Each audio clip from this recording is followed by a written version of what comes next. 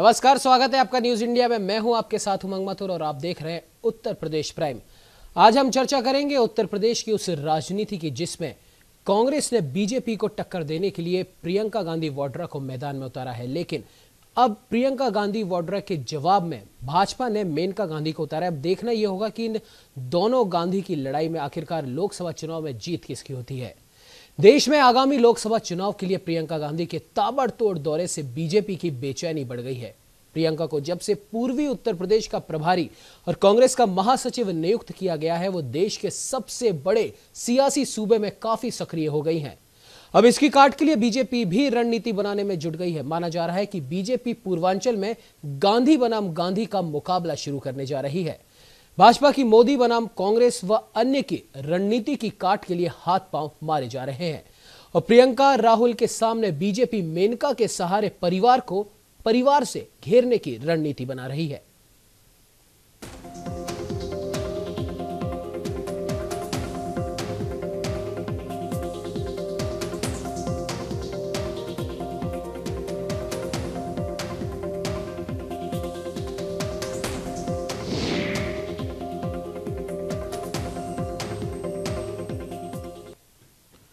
लोकसभा चुनाव में जीत के लिए राजनीतिक दल तरह तरह के हथकंडे अपना रहे हैं। कहीं स्टार प्रचारकों का सहारा लिया जा रहा है तो कहीं अपनी अपनी जो पार्टियां हैं और उनकी जो नीतियां हैं वो अपनाई जा रही हैं। तो वहीं बीजेपी भी फतेह हासिल करने के लिए परिवार को परिवार से ही पटखनी देने की रणनीति बना रही है। आइए देखते हैं इस पर हमारी ये विशेष रिपोर्ट। लोकसभा चुनाव को लेकर सक्रिय राजनीतिक दल जीत के लिए अपना रहे तरह तरह के हथकंडे। कांग्रेस को फिर से पटखनी देने की तैयारी में बीजेपी। मेनका के सहारे बीजेपी ने तैयार की रणनीति। परिवार को परिवार से घेरने की बनाई रणनीति। कांग्रेस की सियासत में प्रियंका गांधी की सक्रियता से बन रहे समीकरणों को लेकर बीजेपी चिंतित नजर आ रही है। प्रियंका की बढ़ती लोकप्रियता से बीजेपी खेमे में चिंता की लकीरें नजर आ रही हैं। ऐसे में लोकसभा चुनाव में बीजेपी ने परिवार को परिवार से ही काटने की रणनीति बनाई है। राहुल और प्रियंका से मेनका मोर्चा संभालेंगी।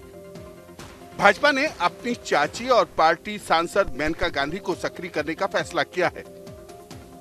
गत दिनों पार्टी की कोर कमेटी की बैठक में प्रदेश के सियासी समीकरणों पर मनन मंथन किया गया, जिसमें मेनका गांधी को यह जिम्मेदारी दी गई। कोर कमेटी की बैठक में निर्णय लिया गया कि मेनका गांधी के द्वारा ही गांधी परिवार में सेंध लगाने में सफलता हासिल की जा सकती है, जहां मेनका गांधी की रैलियां भी तय की गई हैं। बैठक में निर्णय लिया गया कि गांधी परिवार से बीजेपी नेताओं पर लगने वाले आरोपों का मेनका बेहतर जवाब दे सकती हैं। भाजपा ने राहुल और प्रियंका वाड्रा के मुकाबले में मेनका की सभाएं कराने का भी फैसला किया है। पार्टी के रणनीतिकारों का मानना है कि मेनका गांधी जब कांग्रेस पर हमला बोलेंगी तो राहुल और प्रियंका के लिए बचाव करना मुश्किल होगा। साथ ही मेनका की बात लोगों के दिल और दिमाग में ज्यादा सटीक तरीके से काम करेगी। न्यूज इंडिया के लिए लखनऊ डेस्क की रिपोर्ट।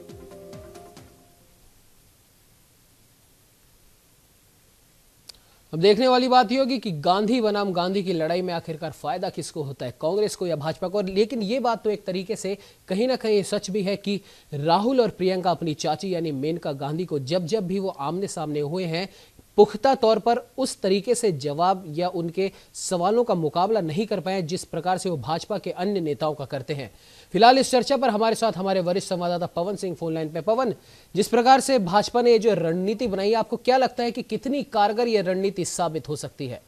जी उमंग, भाजपा ने पूरी तरह से गांधी परिवार को घेरने की पूरी कोशिश की है, क्योंकि इससे पहले वाले चुनाव में भी प्रधानमंत्री जी ने पूरी तरह से गांधी परिवार को घेर दिया था और एक नया राष्ट्रवाद को ऊपर पटल पे लाया था, जिससे कि पूरे देश में एक ऐसा माहौल बना था जिसे 2014 में बीजेपी पूर्ण बहुमत से सरकार बनाई। इस बार भी कहीं न कहीं कमोबेश जो है गांधी परिवार को घेरने की पूरी कोशिश है, क्योंकि गांधी परिवार में इस बार प्रियंका को बहुत अरसे बाद जो है राजनीति में लाया गया है और उनको उसमें लाने के बाद यहाँ पूर्वांचल का उनको एक जिम्मेदारी दी गई है कि यहाँ से जितनी भी सीटें हैं उस पर प्रियंका गांधी बखूबी उस जिम्मेदारी को निभाएंगी और उस जिम्मेदारी में जो प्रियंका गांधी अपने आप को आगे करेंगी, जो भी चीजें ले आएंगी उसका जवाब देने के लिए इनको मेनका गांधी को सामने किया गया है, जिससे कि इनकी बात का बखूबी जवाब दे सकें और कोई उसका क्वेश्चन ना उठ सके। इस बात के लिए बीजेपी ने एक रणनीति तैयार की है और इसी रणनीति के तहत इनका टिकट भी यहाँ सुल्तानपुर से डिसाइड किया गया है। बीजेपी से सुल्तानपुर से मेनका गांधी जी जो है चुनाव लड़ेंगी।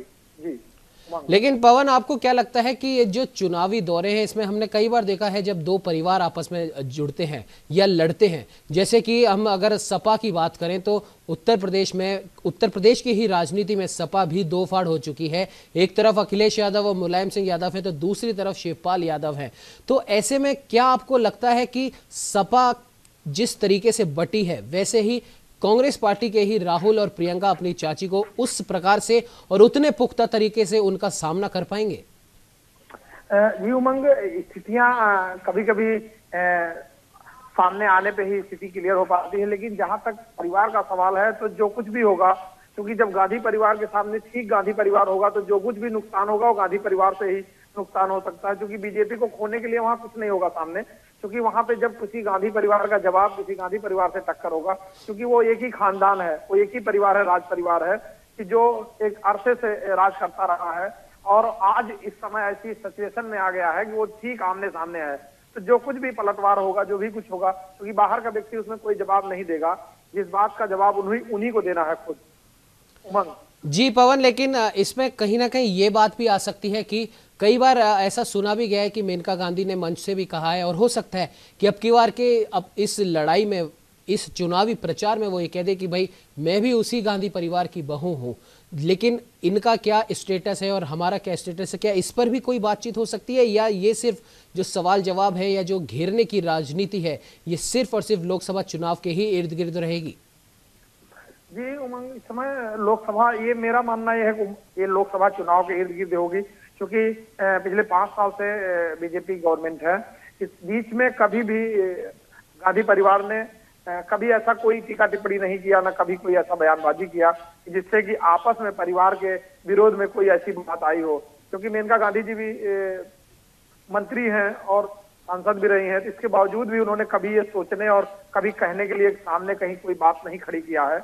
अब इस बात देखने वाली बात होगी, जमीनी हकीकत क्या है सामने आएगी, जो स्थितियां होंगी वो अभी समय आने पे ही कुछ इसकी हकीकत पता चल पाएगी। उमंग जी पवन, बिल्कुल हमारे साथ इस समय राष्ट्रीय प्रवक्ता समाजवादी पार्टी के रत्न सेन सिंह, कांग्रेस के नेता कमलाकर त्रिपाठी और भाजपा के गोरखपुर क्षेत्र के मंत्री जितेंद्र राव भी फोन पे जुड़ चुके हैं। आप सभी मेहमानों का न्यूज इंडिया में बहुत बहुत स्वागत है।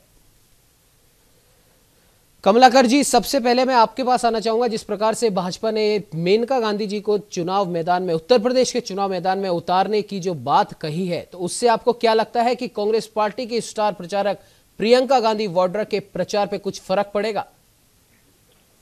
कोई फर्क नहीं पड़ना है उमंग जी। मेनका जी और वरुण गांधी जी दोनों लोग पहले भी चुनाव लड़ चुके हैं। पिछले बार भी वरुण गांधी जी सुल्तानपुर से जो है वो एमपी थे। सबसे बड़ी बात तो यह है कि उनको स्विच ओवर क्यों करना पड़ा एक दूसरे की सीट पे। मेनका जी पहले अपनी सीटें भी बदल चुकी हैं, पीलीभीत से आंवला गई थी जी। तो इन चीजों का कोई मतलब नहीं है। एक बात तय हो गई है कि राहुल गांधी जी के सवालों का जवाब और प्रियंका जी के सवालों का जवाब भारतीय जनता पार्टी और नरेंद्र मोदी जी के पास नहीं है जी। और अब वो अपना चेहरा बचाने के लिए अंततः उनको गांधी परिवार की ही शरण में जाना पड़ रहा है। लेकिन होता यह है कि एक पुरानी कहावत है कि संगत से गुण होत है, संगत से गुण जात।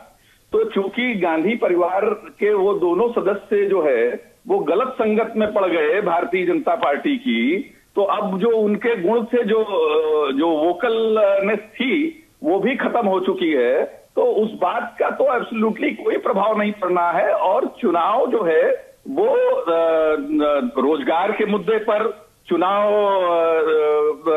जो जिस तरीके से भारतीय जनता पार्टी जो है वो लूट मचा रही है उन मुद्दों पर, भ्रष्टाचार के मुद्दे पर, महिला सुरक्षा के मुद्दे पर, इन सारे मुद्दों पर, सारे इंस्टीट्यूशंस को करप्ट करने पर, आप सीबीआई से लेकर के और आपका दो टॉप ब्रांचेस सीबीआई के लड़ते हैं, रिजर्व बैंक का गवर्नर इस्तीफा देता है, आप रिजर्व बैंक से जो है वो फंड विड्रॉ करते हो बिना जानकारी के, जिस तरीके से जो है वो आम जनता के ऊपर बैंक जो है वो टैक्स लाद रहा है, हर ट्रांजैक्शन पे जो है वो चार्जेस लगा रहा है, इन सारी चीजों का रोजगार कितने सृजित हुए, कितना एनएसएसओ जो नेशनल सैंपल सर्वे ऑर्गेनाइजेशन के जी कमलाकर जी बिल्कुल इन सभी मुद्दों पर भी जरूर भाजपा को घेरा जाएगा। लेकिन अब जितेंद्र जी आपके पास मैं आता हूं, क्या वाकई में आपको या आपकी पार्टी को ऐसा लग रहा है कि भाजपा के पास राहुल गांधी और प्रियंका गांधी के सवालों के जवाब नहीं है, इसीलिए मेनका गांधी जी को उसी क्षेत्र से उतारा गया है?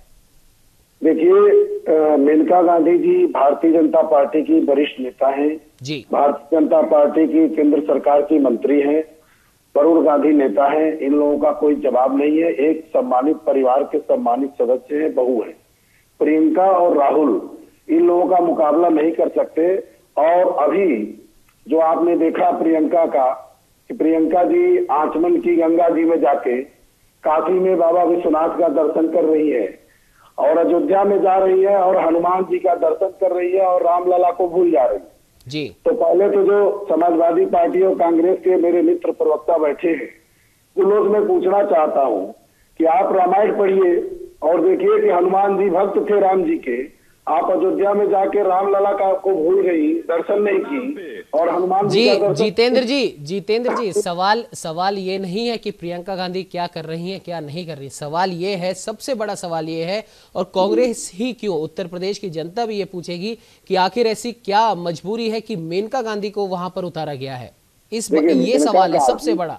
मेनका गांधी भारतीय जनता पार्टी की सांसद हैं, मंत्री हैं, कोई ये नहीं कि आज उनको शामिल करा के और उनको स्टार प्रचारक बना दिया गया जी। भारतीय जनता पार्टी के वरिष्ठ नेता हैं तो प्रचारक रहेंगी, वो भारतीय जनता पार्टी का प्रचार करेंगी, वरुण गांधी प्रचार करेंगे, जो हमारे सांसद हैं, जो हमारे मंत्री हैं तो स्टार प्रचारक की सूची में रहेंगे। अब वो प्रियंका की तरह मौसमी नहीं है कि जो देहात में कहते हैं कि बरसाती मेढक जब चुनाव आए तो आए, ठंडे हो गए, चुनाव के बाद चले गए मैदान से।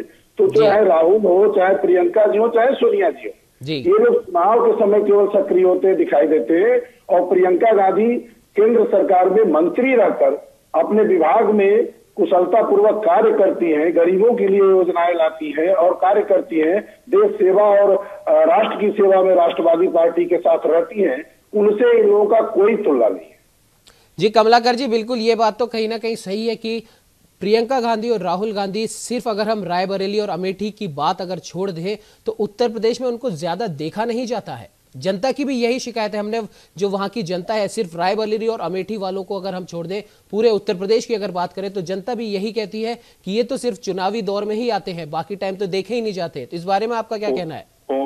उमंग भाई जी, अगर हरा चश्मा लगा करके देख रहे हो तो मैं नहीं जानता, राहुल गांधी जी तो देश भर में और प्रदेश भर में पहले भी घूमते रहे हैं, आज भी घूम रहे हैं, स्टार प्रचारक वो शुरू से रहे हैं, जब से वो राजनीति में आए तब से रहे हैं, और वही हाल सोनिया गांधी जी का भी है। हाँ, प्रियंका जी की राजनीति में एंट्री लेट से हुई है और इस बात को उन्होंने स्वीकारा है, लेकिन भाजपा वालों की क्यों जो है वो हालत खराब हो रही है? भाई हमारा लीडर सामने आ रहा है, प्रचार कर रहा है, आपको क्या दिक्कत हो रही है? आप अपना देखिए कि मुरली एक समय नारा लगा करता था इनके यहाँ कि भाजपा की 3 धरोहर अटल, अडवाणी, मुरली मनोहर।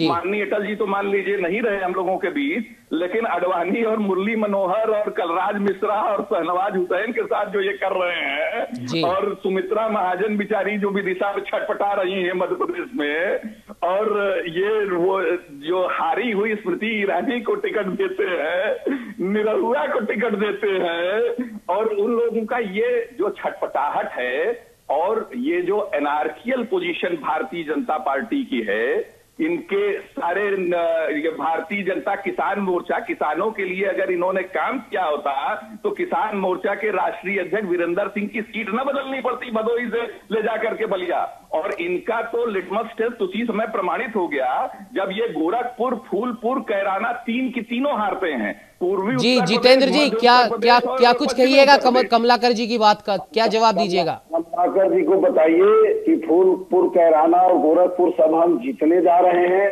और वो जो निरहुआ या स्टार प्रचारकों की बात उनकी कर रहे हैं। गाय भैंस पालिएगा, दूध पीने को मिल जाएगा, लेकिन मेरी बात तो कुछ नहीं मिलेगा। मेरी बात सुनिए, मेरी बात सुनिए। हमें मालूम है जन्नते हकीकत, लेकिन दिल बहलाने का जितेंद्र भाई गालिब ख्याल अच्छा है। मेरी बात तो सुन लीजिए, मेरा जवाब तो सुन लीजिए। जी बोलिए जितेंद्र जी, बोलिए। प्रत्यक्षम एक समय ऐसा था जब इनके देश के प्रधानमंत्री राजीव गांधी थे, हमारे देश के प्रधानमंत्री, और उन्होंने बयान दिया था कि एक रुपये जब केंद्र को चलता है। नहीं, मेरी बात सुन लीजिए भाई साहब, आप वरिष्ठ हैं, मेरी बात क्यों सुन लीजिए। राजीव गांधी कहते थे कि 1 रुपया विकास के लिए चलता है तो 85 पैसा रास्ते में खर्च हो जाता है और 15 पैसा केवल जमीन पर काम होता है। आपने किसानों की बात कही, अभी मोदी जी ने गोरखपुर में किसान सम्मान योजना चालू किया और एक बटन दबाया और करोड़ों करोड़ों किसानों को खाते में 2,000 रुपया चला गया। अमाउंट आप दे रहे हैं, वो भी 3 बार में, वो भी किसान जो है वो, ये किसान की अस्मिता का अपमान है। सम्मान है आपकी सरकार ने। जी चलिए कमलाकर जी और जितेंद्र जी, हम आपके पास वापस आएंगे। रत्न सेन जी, आपने दोनों ही दलों की बात सुन ली है, अब आपका क्या कहना है कि अब की बार उत्तर प्रदेश की जो ये चुनावी राजनीति है किस ओर ये करवट ले रही है? देखिए, भारतीय जनता पार्टी को इस बात को समझना होगा। मानवर उमंग जी, एक लाइन है कि तुम्ही से मोहब्बत तुम्ही से लड़ाई।